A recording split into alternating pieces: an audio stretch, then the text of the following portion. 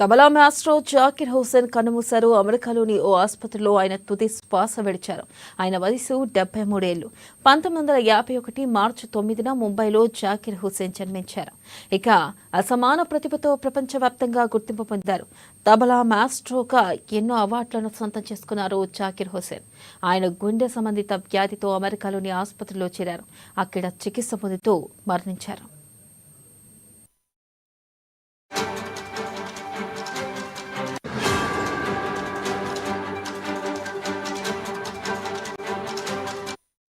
జాకిర్ హుస్సేన్ మృతితో భారత చలనచిత్ర రంగంలో విషాదం అలుముకుంది.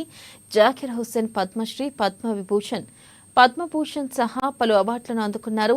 తబలా విద్వాంసుడిగా ప్రపంచ వ్యాప్తంగా గుర్తింపు పొందారాయన.